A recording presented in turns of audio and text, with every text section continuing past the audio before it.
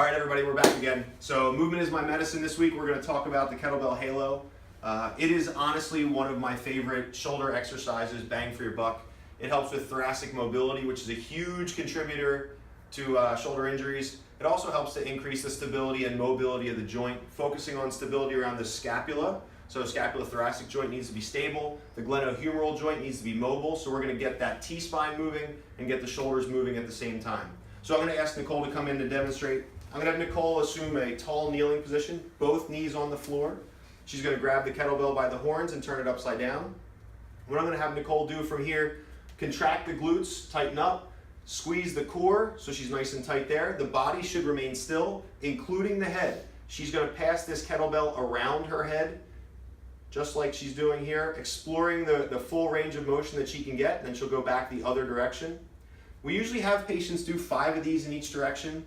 I always tell people it's a soft number. I don't care if you do 5 or if you do 10, as long as it's feeling good, right? So as long as there's no pain associated with it, she should feel as that kettlebell reaches the depth behind her back, she should feel some nice T-spine mobility and also a little traction on her shoulders.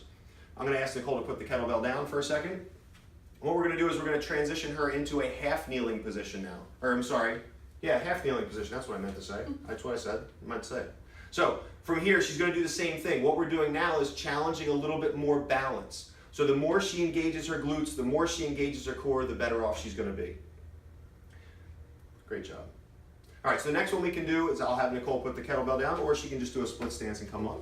And we're going to do it in the standing position. Now we have more joints in play here, so she has to do work a little bit harder to stabilize. Again, we want to make sure she's not shrugging her shoulders, make sure she's moving the kettlebell around her head, not her head around the kettlebell.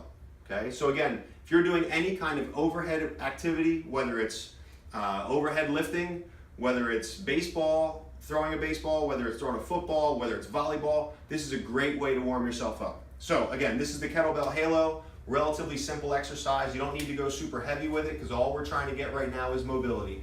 If you have any questions, just shoot us an email or give us a call. We'll be happy to answer whatever you got. Thank you very much for your time, and we'll catch up with you next week.